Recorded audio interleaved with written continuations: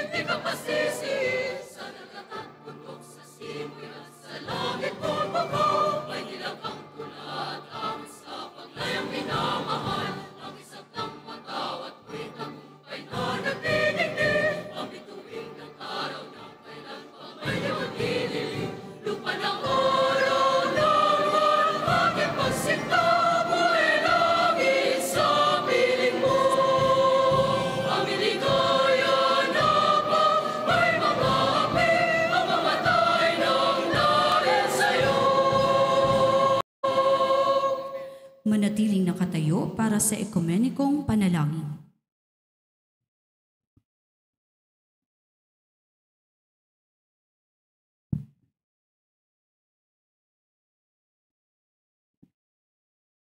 أعوذ بالله من الشيطان الرجيم بسم الله الرحمن الرحيم الحمد لله رب العالمين الرحمن الرحيم مالك يوم الدين إياك نعبد وإياك نستعين اهدنا الصراط المستقيم صراط الذين أنعمت عليهم غير المغضوب عليهم ولا الضالين. Kadna nami amasaling gagaw ama kalimuon, baluyang ka ang kai agawi apat ko mga pipya agawi asagad kami andudun sukabarakat gulimu ka. Pang ninamir ka suturuan ka sa pakapananggilaan nami sunganin asupak kusuguan ka sa mabaloy sugalbe kami ama kaayon sukabaya ka. Kadna nami riski kaming ka sa taufik kulangwan agalbag ang mga pipya akasabapan sa kakuami kukasusuat ka. Baluyang ka sa mga galba kami ang makararad sa mapya, adi ikang gunaan o ginawami, nagususala ka or kami. Nagubaluyang ka sa panaguntaman nami, apat kung mga panaguntaman, ambalasan ka sa kanyan. Subhana rabbika rabbil izzati amma yasifun, wassalamun ala al-mursalin, walhamdulillahi rabbil alamin.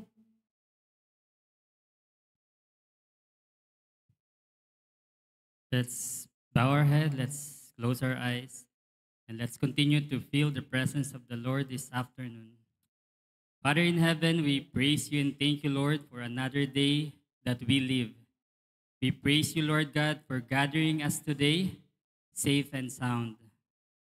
We praise you, Lord, for all the blessings that we continuously receiving until this moment.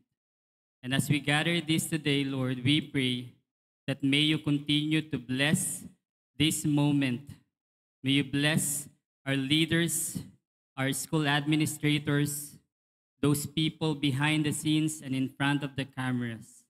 May you bless them with knowledge, with wisdom and confidence. And may this day, filled with another milestone of our school, of Sorsogon National High School, and with our stakeholders. May you bless this day with all the blessings, with all the good things, with new history that marks Sorsogon National High School. We lift up all to you these things in Jesus' name. Amen. Sa ngalan ng Ama, ng Anak, ng Espiritu Santo. Ama namin, sumasalangit ka. Sambahin ang ngalan mo. Mapasa amin ang kaharian mo. Sundin ang utos mo. Dito sa lupa para ng sa langit. Bigyan mo po kami ngayon ng aming kakainin sa araw-araw. at patawarin mo kami sa aming mga sala para nang sa pagpapatawad namin sa mga nagkakasala sa amin. At huwag mo kaming ipahintulot sa tukso at iadya mo kami sa lahat ng masama. Amen. Sa ngalan ng Ama, ng Anak, ng Espiritu Santo. Amen. Maaari na pong maupo ang lahat. Upang ipabatid ang layunin ng pagtitipong ito, pakinggan natin ang pambungad na mensahe mula kay Ginoong Livin Rijoso, Kawaksing Punong Guro.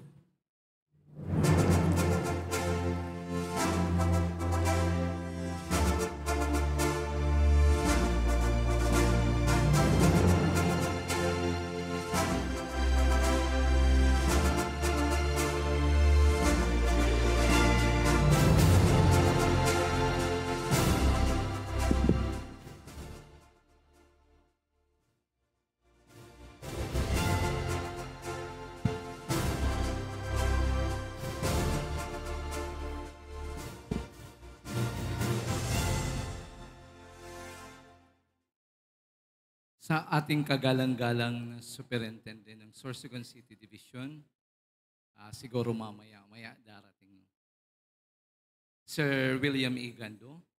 Sa ating aktibo na punong guro, Sir Armando D. Ingay. Isa pang aktibong assistant school principal, Ma'am Rowena Borja. Sa ating administrative officer, si Rodel La Rosa. Mga namumuno sa iba't ibang departamento. Masisipag na mga guro at kawani, mga magulang na laging nakaagapay, masisipag na mag-aaral, mga bagong halal na opisyal ng SPTA. Maligayang pagdating sa araw na ito para sa kauna-unahang State of the School Address na ginanap sa labas ng ating paaralan. Again, magandang hapon po.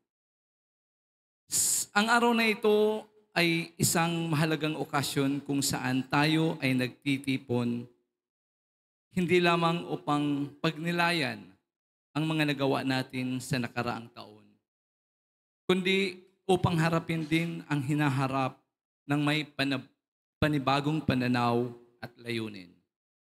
Ang pagtitipong ito ay hindi lamang basta presentasyon ng mga datos o ulat. Ito ay isang pagdiriwang ng ating sama-samang pagsisikap, mga hamong na lampasan, mga tagumpay na naabot, at mga layuning patuloy na nagtutulak sa atin pasulong. Ano ang layunin ng State of the School Address? Ito ay nagbibigay sa atin ng pagkakataon upang, una, kilalanin ang mga tagumpay ng ating mga mag-aaral at mga guro. Pangalawa, suriin ang mga pagbabago at pag-unlad sa mahahalagang larangan tulad ng akademikong pagganap, mga programang pampaaralan, pakikipag-ugnayan sa komunidad at sa stakeholder at iba pa. Pangatlo, itakda ang mga hakbangin para sa mga inobasyon at pagpapabuti na nais natin isakatubaran sa hinaharap. Habang atin pinapakinggan ang ulat na ihahayag sa atin maya-maya lang, naway magsilbi itong inspirasyon upang lalo natin paigtingin ang ating pagtutulungan, palalimin ang ating dedikasyon sa edukasyon, at patuloy na bumuo ng isang paaralang nagsusulong ng kahusayan, pagkakapantay-pantay, at integridad. Muli, maraming salamat sa inyong presensya. Ang inyong pagdalo ay patunay ng inyong patuloy na suporta sa mithiin at bisyon ng Sorsogon National High School. Magandang hapon po. Maraming salamat, Ginoong Livin Rijoso. Isa sa mahalagang bahagi ng pagtitipong ito ay ang pagtalakay sa kasalukuyang kalagayan at direksyon ng paaralan sa mga susunod na araw. Narito ang ating punong guro, Ginoong Armando D. Engay. Salubungin natin siya ng isang malakas na palakpak.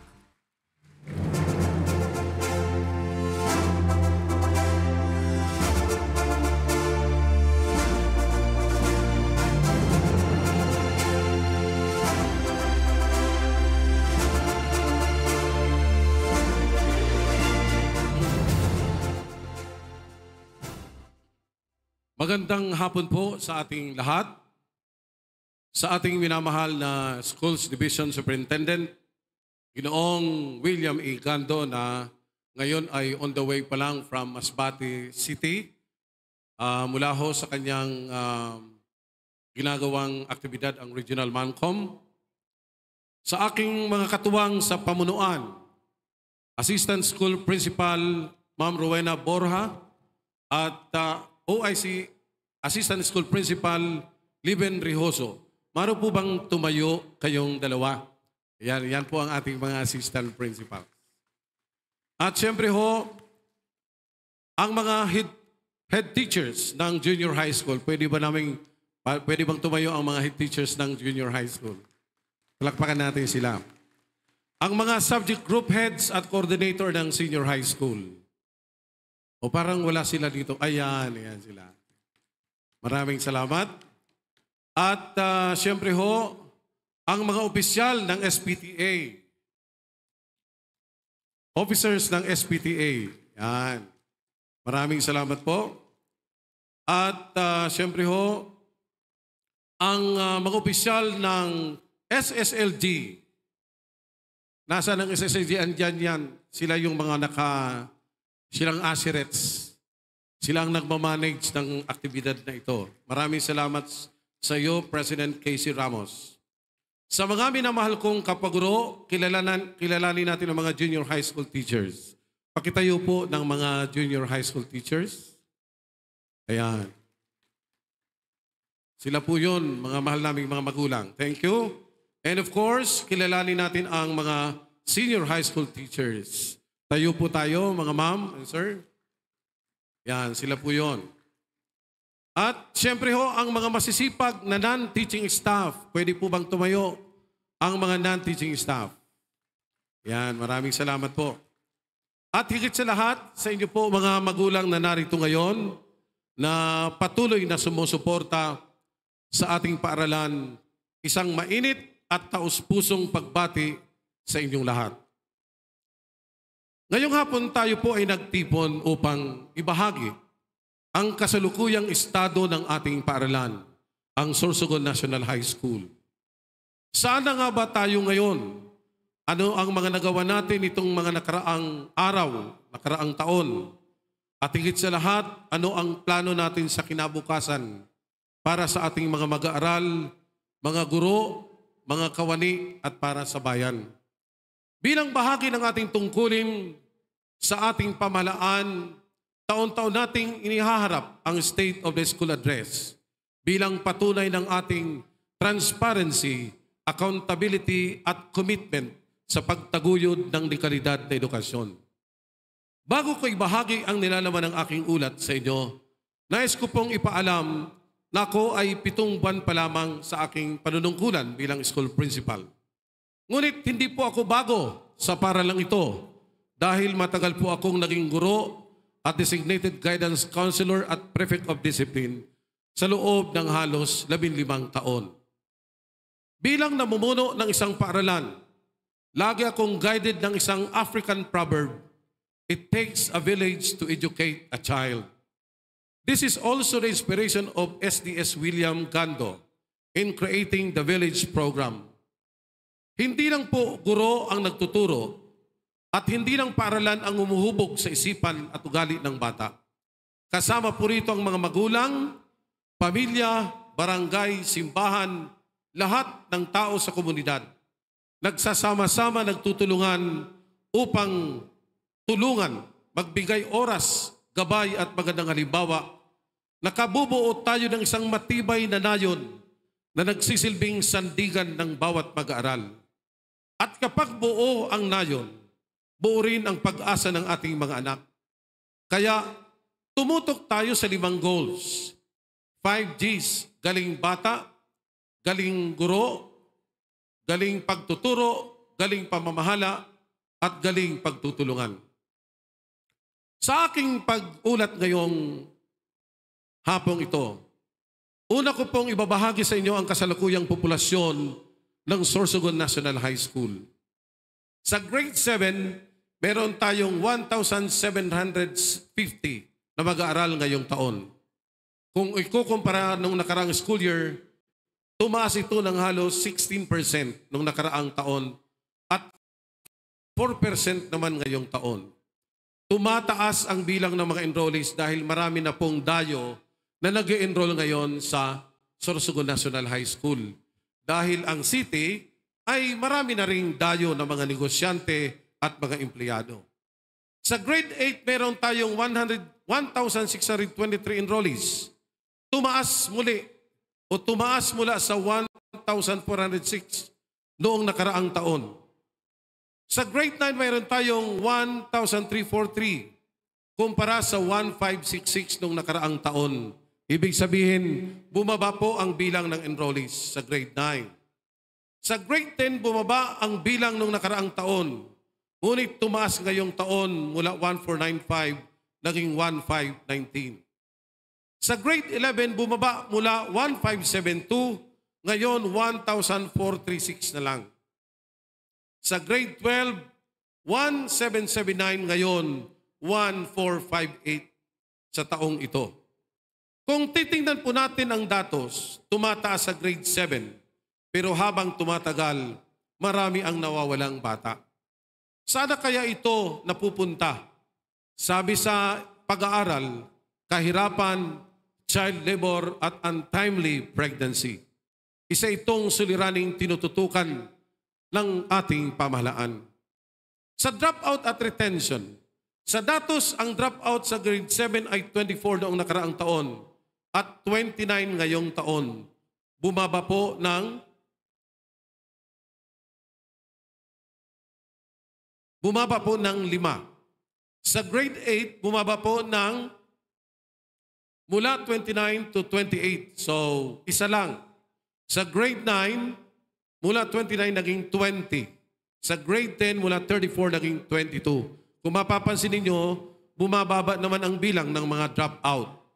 Sa pagkakataong ito, gusto kong batiin ang mga class advisors na patuloy na humihikayat na huwag bumitaw ang mga mag-aaral. Pagdating naman sa retention rate, halos 0.01 lang dahil nagawa ng paraan sa pamamagitan ng remedial classes. Pasalamat tayo sa mga teachers na nagtsatsaga sa summer remediation classes sa pangunguna ni Ginang Elena Aninipot, head teacher, upang mabawasan ang mga bumabagsak na mga mag-aaral. Sa reading proficiency, masakit pong pakinggan na sa kasalukuyan ay meron tayong 80 struggling readers sa grade 8. Halos hindi po makabasa. At 48 sa grade 7, hindi rin po halos makabasa. Sa ngayon, ginagawa namin ito ng paraan dahil gusto namin na bago magtapos, makabasa man lang. Sa personnel natin, wala tayong problema sa bilang ng mga guro. Agad itong binigyan ng solusyon ng ating SDS. May 14 items na naidagdag ngayong nakaraang buwan. Mayroon tayong 286 na guro sa junior high school, 105 sa senior high school, 9 na locally funded teachers, at mayroong karagdagan na 14.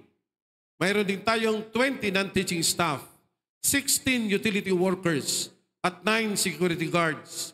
Sa kabuuan, meron tayong halos 480 na personnel dito sa ating paaralan. 480. Sa pasilidad naman po, meron tayong 155 classrooms na nagagamit. Dahil sa dami ng estudyante, may 2 shifts tayo. May klase sa umaga at may klase sa gabi. Sa senior high school, lahat ng classrooms ay may TV. Dahil kaya ito ng pondo ng senior high school. Sa junior high school naman, hindi ho natin kaya dahil limitado ang pondo. Pero gumagawa kami ng paraan para makapagsimula na bumili ng TV sa kada classroom. Natutuwa ako dahil maraming magulang ang nagdesisyong tumulong. Ang STE classes, 8 seksyon, isa na lang ang walang TV. Salamat po, STE classes. At may ilang mga magulang na nag-ambagan din sa ibang seksyon. At lahat sila ay nagboluntaryo na nagpasimuno na magbigay ng tulong sa pamamagitan ng paglalagay ng TV. Pero may mga nailan na talagang nagko-question. Pero pasalamat na lang dahil talagang ang ibang mga magulang ay hindi natin mapipigilan na tumulong sa paaralan. Kaya't sa mga magulang na laging nakabukas ang puso para tumulong, saludo po kami sa inyo. Aaminin po namin na marami na tayong CR na kailangang i-repair. Kung makapupunta po kayo sa paaralan namin, may ilang CR na talagang kinakailangan ng palitan. Ngunit hindi namin ito maayos-ayos dahil binabalansi namin sa iba pang pangangailangan ang pundo. Pero sinisimulan po namin pa isa-isa na ayusin. Mabuti na lang po at nagpaabot si Governor Boboy na ipaparepair niya ang Sorsogon National High School main building kasama ang CR na worth 5 million pesos. At sabi pa niya, ipapasemento niya ang front ng main building dahil lagi na lang maputik. Ayon kay Sir Doming, ang kanyang assistant, for bidding na ito, wala na tayong problema sa main building. Ang mga CR na lang sa annex. Ang gusto nating mabigyan naman ng pansin ng ibang pwedeng tumulong sa atin. Nagbigay din si Governor ng 4 na truck ng filling materials.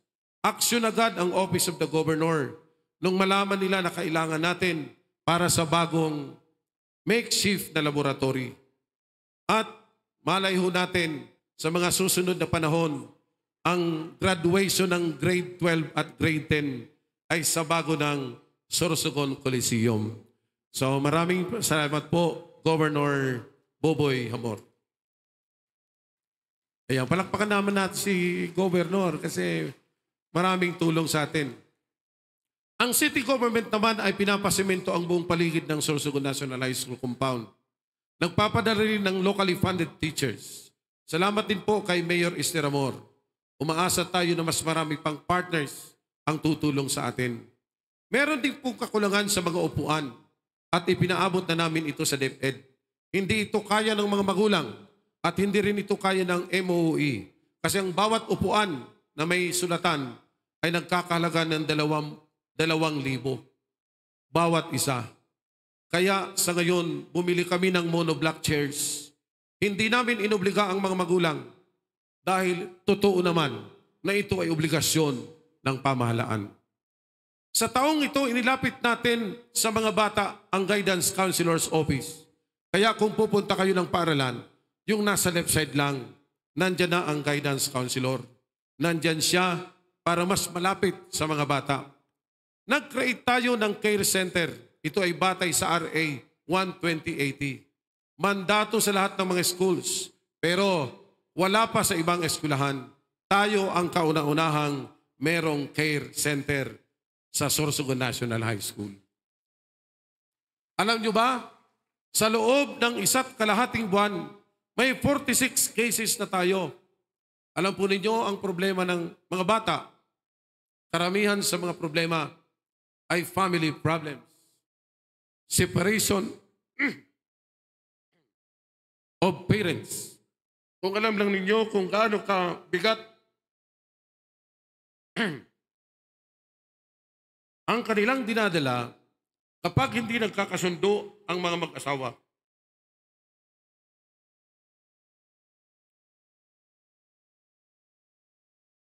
Sorry.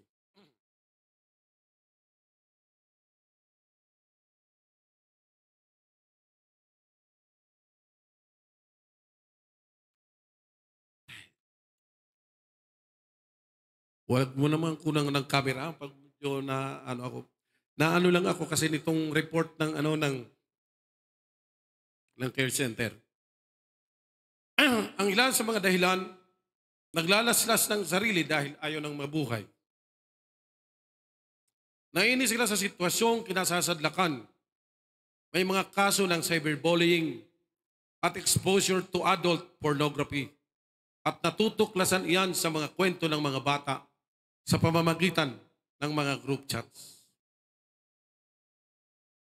Ganyan po ang mga pinagdadaanan ng ating mga mag-aaral ngayon. Sila ang Generation Alpha. Masyadong exposed sa social media. At ngayon, mas malala pa dahil papasok na tayo sa Generation Beta kung saan exposed na rin sila sa paggamit ng artificial intelligence. Marami po sa kabataan ngayon ang prone sa mental health problem dahil sila ay sensitibo, ngunit palaban. Kailangan nila ng tulong. Sa pagkakataong ito, gusto kong pasalamatan ang values education teachers sa pagtanggap ng hamon na tumulong sa mga mag-aaral. Hindi kaya ng isang guidance counselor lamang dahil ang ideal na ratio, 1:500. 11,000 ho tayo dito sa Sorsogon National High School. Sa report ng guidance counselor natin, top 5 student problems sa kanyang mga nakausap na mga bata. Una, academic problem, nahihirapan sa pag-aaral. School violence, bullying, family problem, mental health, poverty. Hindi po nagkopyahan ang care center at ang guidance counselor. Pero halos magkakapareho ang suliraning inihihinga ng mga bata. Marami po tayong kaso na nag-isip magpakamatay dahil sa kahirapan ng problema sa pamilya. Sana po pagtulungan natin ito. Lahat ito nagagawan na rin ng mga interventions ng guidance office. Pero mas importante daw, sabi ni Ma'am Judy, ang family support. Ma'am Judy Haji, thank you very much for exerting efforts for this. May mga sitwasyon na hindi nadadala sa diplomasya at kailangan ng disiplina. Kaya meron tayong prefect of discipline sa katauhan ni Mr. Mike Haudalso. Sir Mike, pwede ka bang tumayo para makilala ka ng mga magulang? Ayon. Kaya positive discipline po ang ipinatutupad natin. Ngunit may kaunting pakiramdam ng pagdidisiplina, lalo na sa mga kasong humahantong sa pananakit, paggawa ng illegal, paglabag sa batas. Para maiwas ang bully sa kompromiso at makaiwas na makapanakit ng iba, nililipat muna natin sila sa modular classes. Mayroon tayong umiiral na one-strike policy, alinsunod sa palisiya ng DepEd na zero tolerance. Ngunit hindi natin sila inaalis sa pag-aaral. Sila ay ginagabayan sa pamamagitan ng modular classes. Sa usaping pinansyal, kompleto po tayo ng administrative staff. May CPA, may AO4 and 2, may registrar at maraming administrative assistants. Pinagtutulungan po namin na masinop na magastos ang pera para sa pangangailangan ng mga bata at kawani. Napaka-epektibo ng ating check and balance at sa totoo lang, pinarangalan ang Sorsogon National High School sa Region 5 bilang top independent unit on the utilization of funds. Palakpakan natin ang mga finance department ng ibig sabihin, walang nakabinbin na pundo, nagagastos, minsan nga kulang pa kasi maraming pangangailangan. We pay as you serve. Within 1 week, mabilis ang pasweldo at benepisyo. Binabayaran ang lahat ng mga binibili natin. Wala tayong binabalikan. Wala tayong mga disallowances mula sa COA, maliban sa mga request for completion and explanation sa ilang requirements. In other words, wala tayong red flag sa Commission on Audit. Thank you, Sir Rodel, Ma'am Erna, Ma'am Marie, the BAC, Sir Armand, and Jimmy, Sheila, Rowan, and others, and Ma'am Joy, our CPA. Palakpakan ulit natin sila. Kasi pag hindi natin pinalakpakan, delayed ang sweldo. Meron tayong 2 kantina minamaneho ngayon sa pamamagitan ng TLE teachers.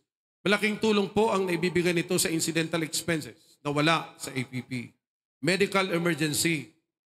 May dinadala tayo sa mga ospital. Walang pera, binibigyan natin ng pera para may maibigay sa doktor sa pagpapagamot sa kanya. Puro emergency lang. Kung kailangan dalhin sa ospital, dinadala natin with a teacher, with the money from canteen. Sa sports, sa teachers, sa mga batang ito na minsan magko-contest, bibigyan sila. At sa iba pang pangangailangan ng paaralan. Meron tayong library at plano natin magkaroon ng e-library. Kulang nga lang tayo ng extra room. Mayroon din tayong school clinic na pinamamahala ng isang nurse. Nakakaawa dahil 100 cases ang inaharap niya araw-araw. Karamihan sa lumalapit ay sumasakit ang ulo. Lalo mula alas 10 hanggang alauna ng hapon. Ayon sa nurse, maaaring dahil daw ito sa dehydration o kakulangan sa tubig. Aaminin ko po, kulang ang naipoprovide naming inuming tubig para sa 10,000 na estudyante. Hindi po namin kaya yan. Kaya nga nang makausap ko ang mga bagong halal na SPTA officers, nakiusap agad ako na baka pwede tayong tulungan na maglagay ng water refilling station para makainom ang mga bata sa murang halaga. Kahit piso o 2 piso, may tubig na silang maiinom kung malalagyan natin ng water refilling station. Maraming salamat kay nurse sa pag-asikaso sa mga bata at kay Kat Sementela na umaalalay sa mga pasyente. No? Kay Ma'am Nurse Gulimlim. At sa mga darating na araw, hihiling tayo na sana maibalik pa ang dating nurse na nagsisilbi sa atin para mabawasan ang bigat ng duties ng ating mga nurses. Sa ngayon po, pinapalakas natin ang SDRRMT, ang Disaster Risk Management Team. Inaayos natin ang kanilang gamit at kagamitan dahil gusto kong maging handa tayo sa panahon ng sakuna. Bibili tayo ng mga radyo, kagamitan sa rescue upang mabilis kami makapagbigay ng tulong sa mga bata. Ang prinsipyo po natin, bilis kilos at safety first. Salamat kay Ma'am Chona Reyes. I think we found the best person in SDRRMT. Palakpakan natin si Ma'am Chona, baka umayaw. Ma'am Chona, this will be your life. Kasi nakita ko kay Ma'am Chona talagang napaka-committed sa bagong task niya. Na-establish na rin natin ang school-based weather monitoring service. Kaya kapag umuulan o may bagyo, mga magulang, maaga pa lang, ay nagbibigay na tayo ng abiso kung papasok o hindi ang mga bata. Kapag tingin ko naman ay magiging malakas ang ulan sa gabi, early out na agad para ligtas sila makauwi. Gusto niyo ba o hindi? Gusto niyo ng ganyan o hindi? O gusto naman. Sa ngayon, pinaplano na natin ang isang full-range earthquake drill. Hindi biro na abutan ng lindol ang mga bata. Lalo na kung nasa ikatlo o ikaapat na palapag ng ating 4-story building. Nakipagtulungan tayo sa lahat ng ahensya para sa maayos na evacuation center. Kaya, ang ginagawa natin ngayon, kung abutin tayo ng intensity 6 o 7, yun ang pinaghahandaan natin. Ito ay magdudulot ng matinding pagkalito o panik sa mga bata. 4 na palapag po ang gusali natin. May tao. Kaya kinakailangan namin na pag-aralan kung paano ma-evacuate sila lahat after the event. E paano kung intensity 6 o 7 ang tumama sa atin? Sa pagpaplano ho, lagi nating isipin ang worst. Manalangin na lang tayo na hindi mangyari. Pero yan ho ang siniseryoso natin. Sa mga susunod na araw, papraktisin na natin ito. Ngayon, pag-usapan natin ang ADM. Meron po tayong flexible learning option.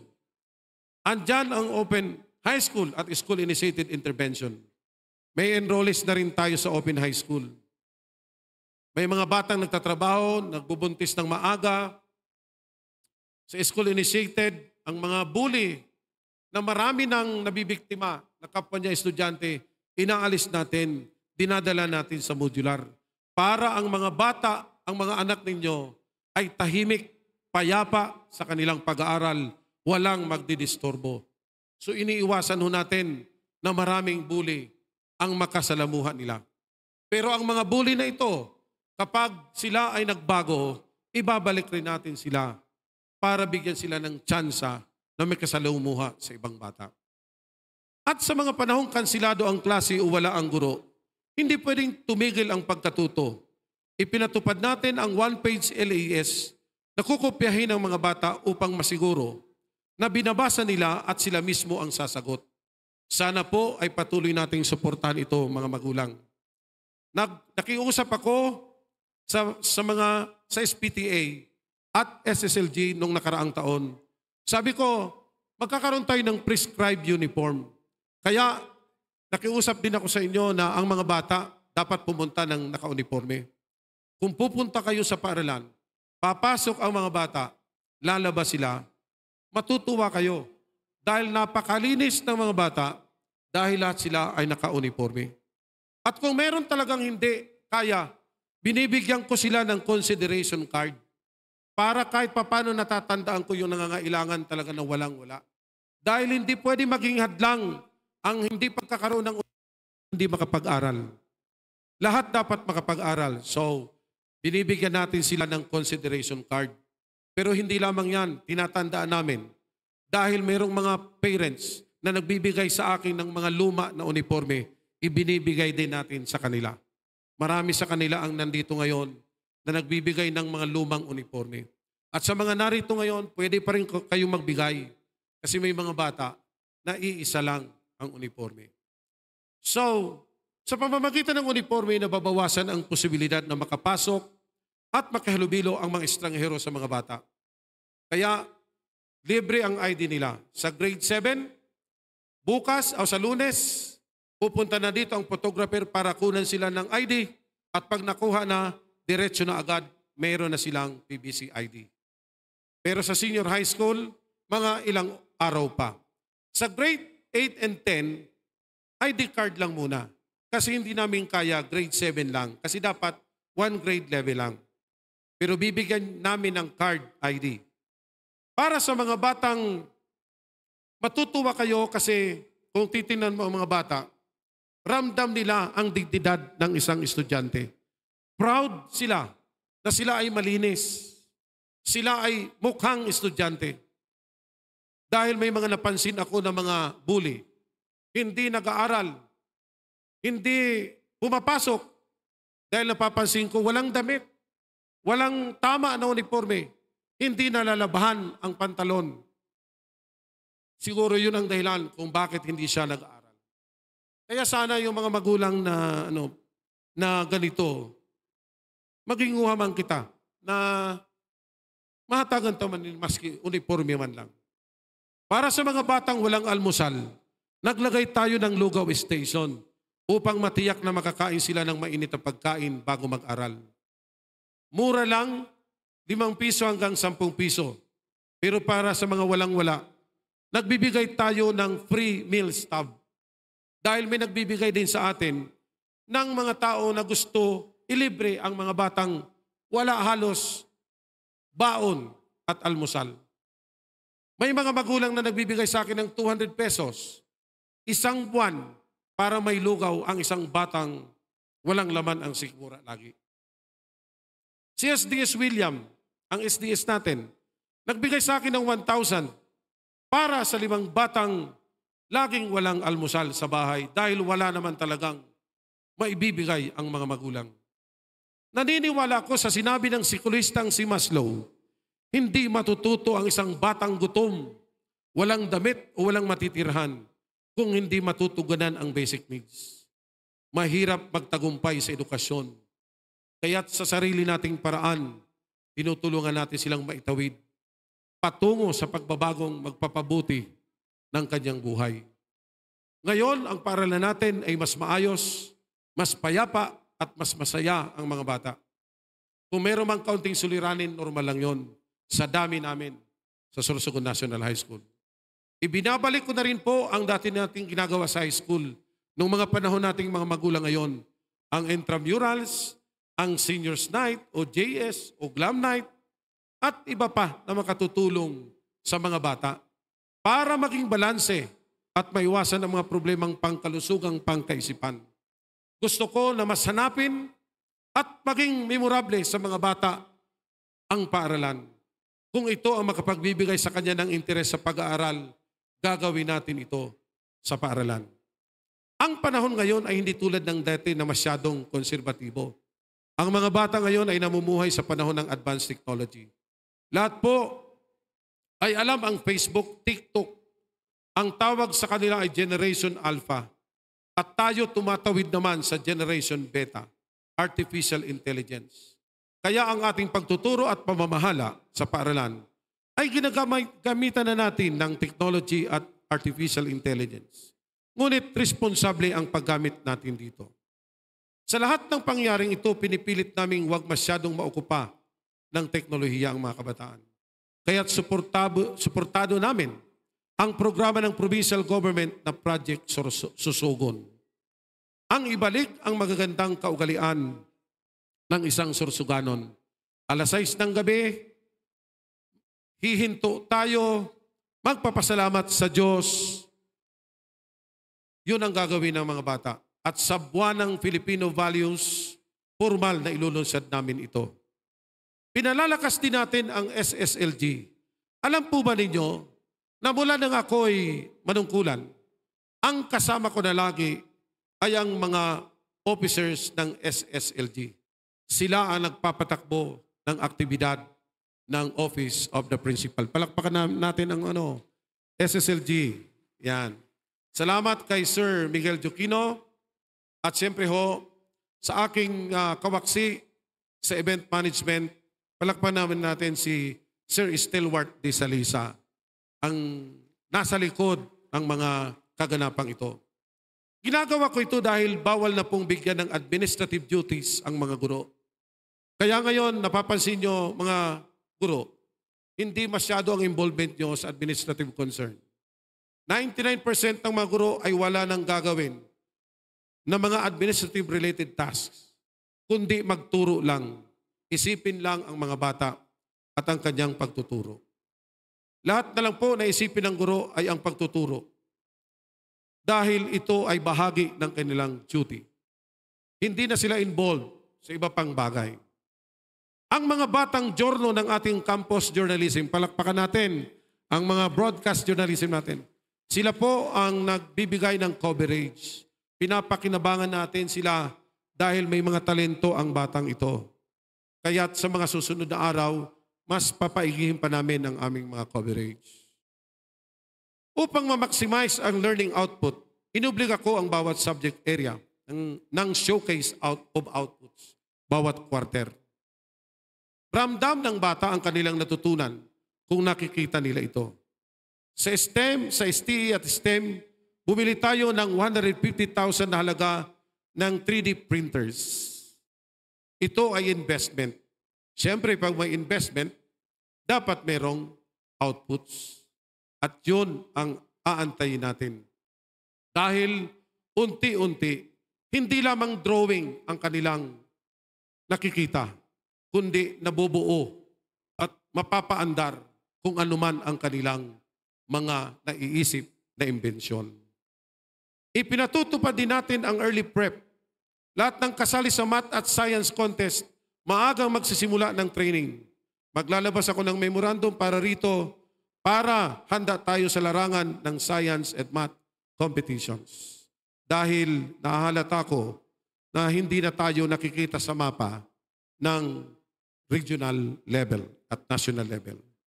Sa journalism, required silang mag-publish ng school paper quarterly. Kaya pagkatapos ng periodical test, dapat may lalabas. Magsisimula na rin ang training nila para sa regional division and regional contests. Sa SPA, inamin ko sila na magpakita ng galing at output. Sabi ko nga dito sa mga rondalya, pag maraming pumalakpak sa inyo sa kanilang performance mamaya, ang ibig sabihin niyan, obligado akong bumili ng baho kasi humihingi sila. Pero pag walang pumalakpak, walang baho sila na makukuha. Parang hindi pa ngayon nagpe-perform, may palakpak na agad. O di may baho na rin agad. Binibiro ko lang sila kasi gusto ko lang sila i-challenge. No? Ang DLC natin ay binalik ko sa pamamahala ng paaralan. Matagal na pala itong hawak ng mga hard trainers. Kaya malaki ang nagagastos ng mga magulang. Ibabalik natin ang tunay na buhay ng DLC sa Sorsogon National High School. Kung meron man kayong counterpart na mga magulang, hindi na masakit sa bulsa. Sa mga guro naman po, alam nyo mga magulang, wala pong mahina na guro sa Sorsogon National High School. Lahat sila magagaling. Hindi lalago ang paaralan at hindi magtatagumpay ang mga batang nagtatapos kung hindi magagaling. Kaya't nakiusap ako sa kanila, just give our learners the basics. Gawin lang ang obligasyon, huwag pabayaan ang tungkulin sa bata. Panalo na ang mga bata doon. Pero mas panalo kung ramdam ng bata ang pagmamalasakit at pagmamahal ng guro bilang pangalawang magulang. Loco parentes. Kapag itinuring mong anak ang mag-aaral, lagi mong isipin ang ikabubuti niya. Marami sa inyo teachers ang ramdam ko na may malasakit. Kung meron mang hindi pa nare-realize yan, kunti na lang. At upang makahinga ang mga guro, hindi natin sinagad ang load nila ngayon. Nagkakaroon din tayo ng kumustahan sa mga guro upang magkausap sa mga suliranin. At sa ngayon, gumagana na ang 2 air-conditioned na co-working space para sa mga guro natin. Ang nahuhuli lang ay ang internet connection at ang printer. Pero mga 2 linggo na lang o 1 buwan. Kung kumpara sa matagal na panahon na hindi naman tayo nagkaroon ng ganitong pasilidad. Bago pa man ang pasukan, nagkaroon na kami ng masterclass upang lahat kami handa sa pagpasok ng school year. Para kami ay alam namin ang gagawin at kung ano ang direksyon namin. Kaya't lagi kong pinapaalala, I will not only be happy if you could give more, but the children will also be admiring them. Sa kasalukuyan, marami tayong inarap na suliranin. Kahit gusto man nating masolusyonan agad, minsan wala sa atin ang solusyon. Ngayon, maglalagay tayo ng TBL laboratories dahil wala tayong TBL laboratories.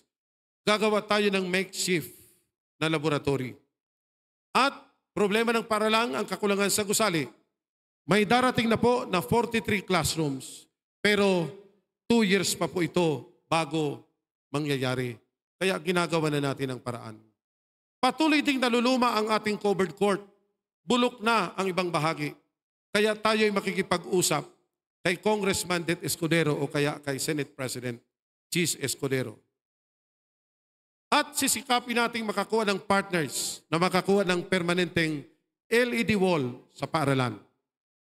Sa sports, bago matapos ang taon, makikipag-tie up kami sa universidad upang ang mga malalaking universidad, upang ang mga sports inclined na mga bata ay masalo ng malalaking universidad na ito. Makikipag-partner din kami sa ibang colleges para sa tutorial. Meron na kaming initial sa Daliwis College. Magsisimula rin kaming maglatag ng proposal sa SSU para sa partnership on science and mathematics. We will also negotiate partnership with Cultural Center of the Philippines for our arts and design program. We will also negotiate for scholarships to deserving UM students for pre-law courses.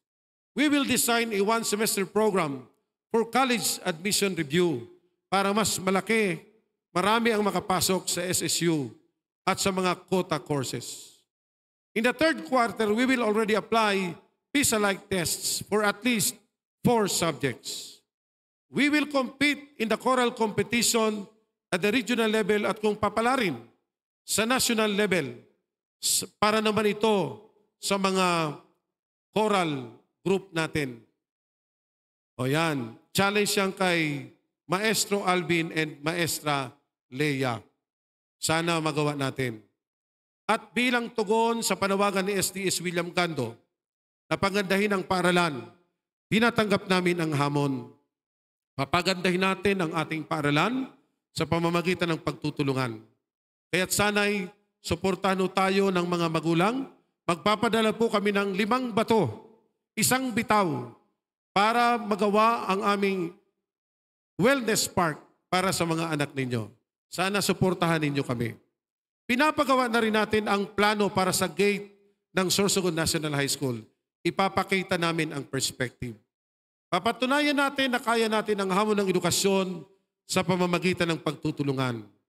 Salamat sa inyo, mga magulang. Ramdam po namin ang inyong suporta, lalong-lalo na ngayong hapon. Sa mga guro, ramdam din namin ang kapwa natin, dahil kapwa natin hawak ang isang layunin para sa bata. Mga kasamahan ko sa top management, iba pang stakeholders, magsama-sama lang tayo sa mga layuning pang-edukasyon para sa bata. 3 years from now, let us proudly transform Sorsogon National High School into a true center of excellence in education in the entire Bicol region. Palakpakan natin para mas maganda.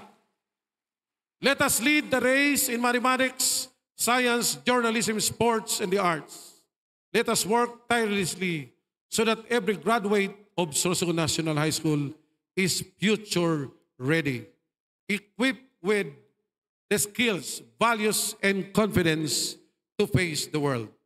And above all, let us ensure that each graduate will look back and say, Sorsogon National High School was one of the best things that ever happened in my life. Soar high, soar na high. Soar high, Sorsogon National High School. Mabuhay po tayong lahat.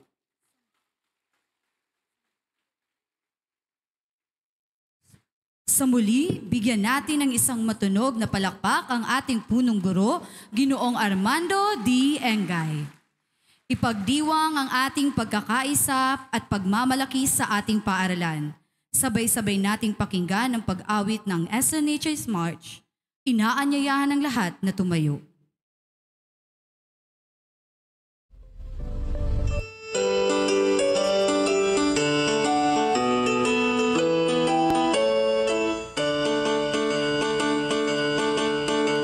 SNHS beloved, source of wisdom for the young. Through the portals we're bound to righteousness and serve mankind. In your campus we perceive dreams all nations long conceive. As we whom you so inspire, hold and nurture vibrant desires. Someday, somehow we'll join hands, build a nation of our pride, and make the dreams we cherish realities in our dear land. SNHS beloved, source of wisdom for the young. Through the portals we're bound to righteousness and serve mankind.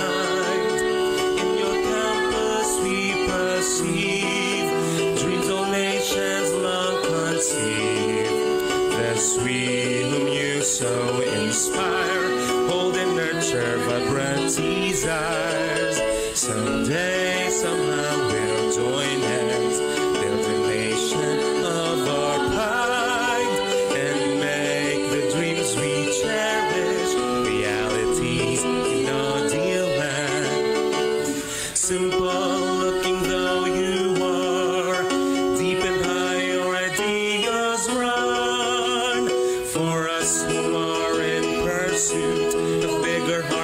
and open minds. Someday, somehow we'll join hands, build a nation of our pride, and make the dreams we cherish realities in our dear land. And make the dreams we cherish realities in our dear land. Maaari na po tayong maupo. Upang saglit na bigyang aliw at sigla ang ating pagtitipon, pakinggan ang isang natatanging pagtatanghal mula sa SNHS Rondalia. Palakpakan naman natin ang SNHS Rondalia.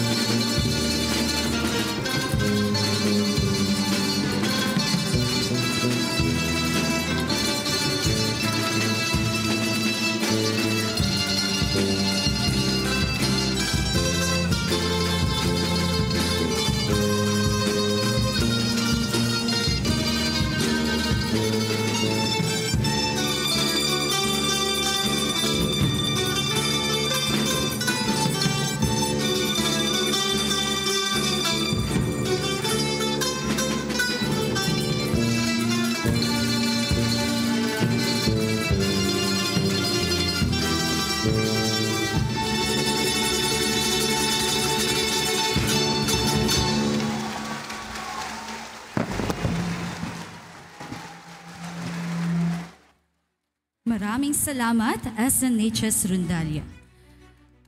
Palakpakan din natin ang kanilang mga tagasanay, Binibining Ethel Calolot at Ginoong Grand Diaz.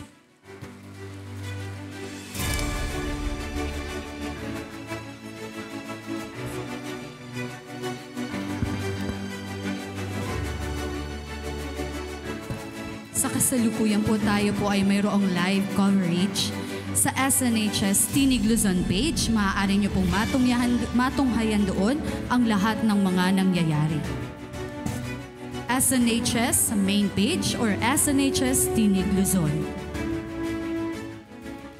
Ang susunod na bahagi ay isang mahalagang sandali para sa ating mga bagong halal na pamunuan ng samahan ng mga magulang at guro. Inaanyahan ng lahat ng opisyal ng HRPTA officers at grade level representatives para sa panunumpa sa kanilang tungkulin na pangungunahan ng ating punong guro Armando D. Engay. Sa muli, inaanyayahang tumayo ang mga opisyal ng HRPTA para sa panunumpa sa kanilang tungkulin. So, yung mga HRPTA officers, tumayo lang po kahit saan man kayo. Saan man kayo nakaupo, tumayo lamang para sa panunumpa natin. Yung mga HRPTA officers. Yan. Yan, nandiyan pala sila. Ang susunod po nito ay ang sa SPTA. Pero dahil sila ay HRPTA, ganun pa rin kasama rin sila. So, bali dalawa silang beses manunumpa. Okay? So, itaas ang kanang kamay at sumunod sa akin. Panunumpa sa tungkulin. Ako si nanahalal bilang ng Sorsogon National High School Homeroom Parents and Teachers Association. Ay team na nanunumpa. Natutuparin ko ng buong husay at katapatan ang mga tungkulin at pananagutan na iniatang sa akin na ipatutupad at igagalang ang konstitusyon at mga alituntunin ng asosasyon na makikipagtulungan sa mga magulang, guro at pamunuan ng paaralan para sa ikabubuti ng ating mga mag-aaral at para sa ikaulad ng edukasyon at kapakanan ng bawat bata. Kasihan nawa ko ng Diyos. Congratulations po mga kaibigan, mga nanay at tatay ng ating mga anak sa HRPTA. Maraming salamat po. At sana'y huwag nating kalilimutan yung mga tungkulin natin, pagtulungan natin na makatapos ang mga bata. Pakasilipin natin paminsan-minsan para maging masaya ang classroom natin. Susunod naman ay inaanyayahan ang mga opisyal ng SPTA na tumungo po sa entablado para sa panunumpa sa kanilang tungkulin.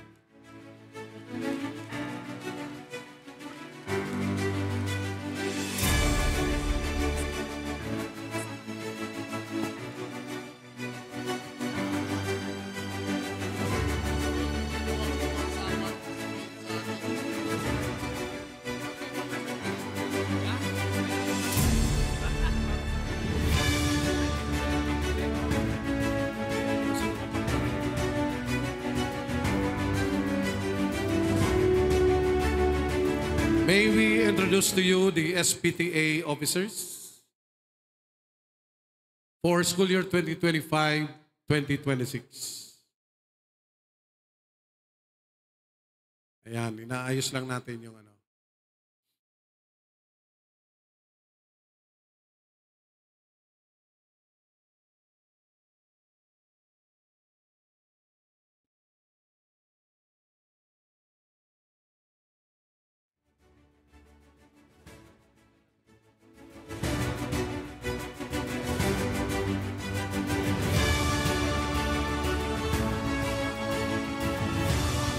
Magpapakilala po ang mga nahalal na opisyales ng SPTA.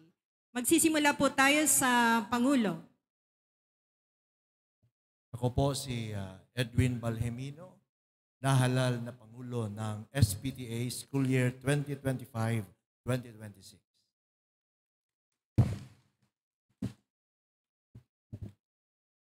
Good afternoon, everyone, parents, teachers, and all the faculties here. And good afternoon po sa aming principal. So thank you po, Pangulo. Masyadong mataas. Sige. Ako po si Ria Feliza Babaza Zuniga Jocampo. Nahalal bilang isang Vice President of SPTA 2025 to 2026. Magandang hapon po sa lahat. Ako po si Mademoiselle Villanueva, representative ng Grade 9 at nahalal po bilang SPTA Treasurer. Good afternoon po. Ako po si Maria Emi Rodriguez from Grade 10 Science Department, Grade 10 Teacher Representative, na halal na Secretary. Afternoon po. Ako po si Alvin A. Nakari Jr. na halal bilang auditor ng SPTA.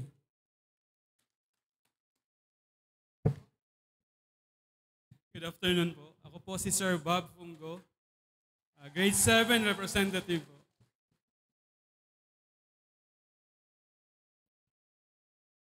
Good afternoon, everyone. Grade 8 Representative, Grade 8 Teacher Representative, Joy Guarin po.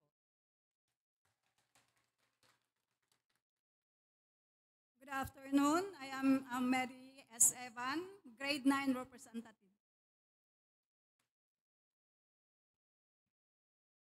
Good afternoon po. Ako po si Michael Haudalso, Grade 11 Representative. Good afternoon, everyone. I am Miss Manaliza Alfonso from Grade 12 Representative. Okay, so sila po ang bagong halal na mga opisyal ng SPTA. Inaayayahan ko po ang lahat na itaas ang kanang kamay at sumunod sa akin. Ako si nanahalal bilang ng Sorsogon National High School Parents Teachers Association. Ay taimtim na nanunumpa. Natutuparin ko ng buong husay at katapatan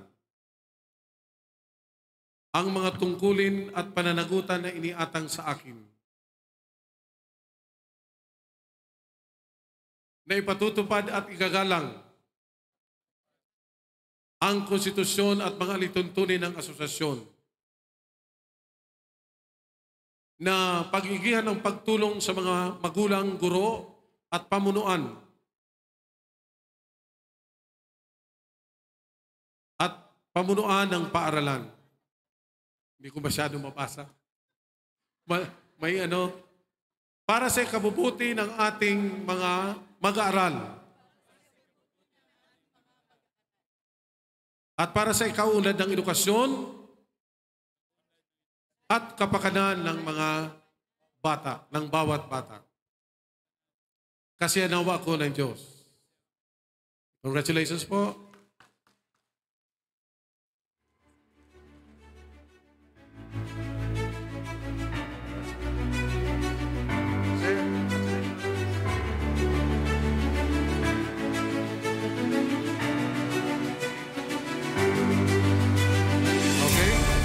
Congratulations po. May intermissions pa kami, then after the President will take over. Pagbati sa lahat ng opisyal ng HRPTA, ating panoorin ang inihandang pampasiglang bilang ng Tribu Sornahay at SNHS Coral. Bigyan natin sila ng malakas na palakpak.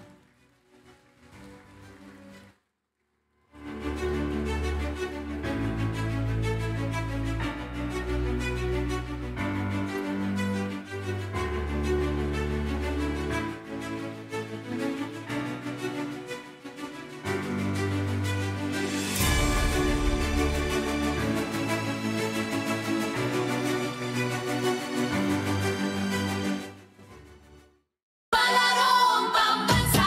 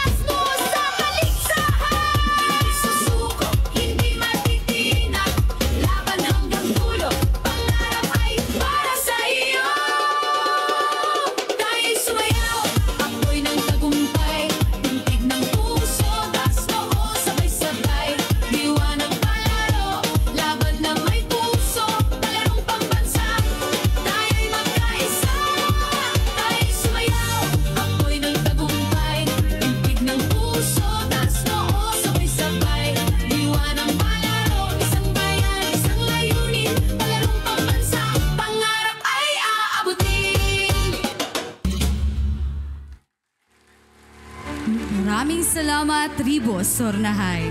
Ang ating natunghayan ng isang patunay na ang isang batang Sornahay ay may taglay na talento. Sa puntong ito, atin naman matutunghayan ang inihandang pampasiglang bilang ng SNHS Coral.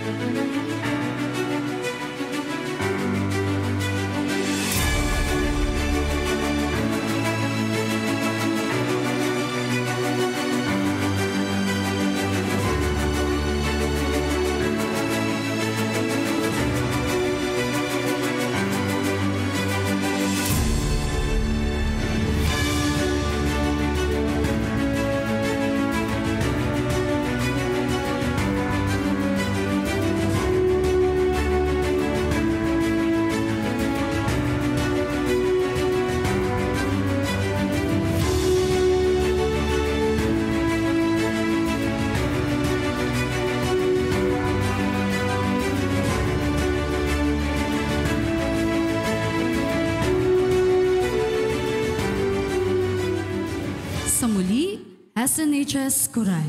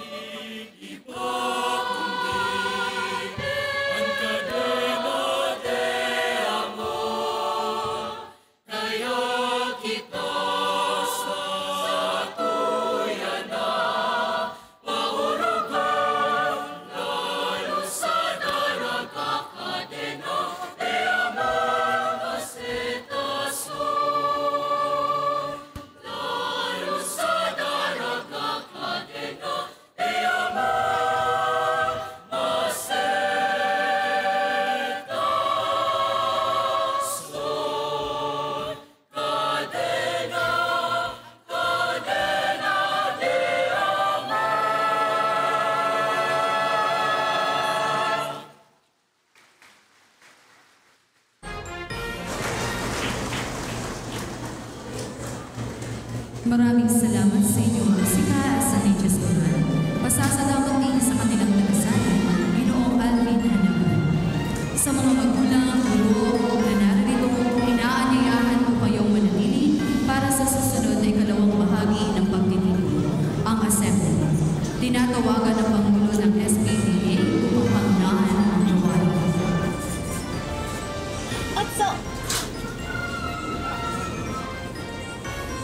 Of Excellence sa buong rehiyon. Nakapanayam na natin ang bahagi ng pagtitipon, ang assembly. Tinatawagan ng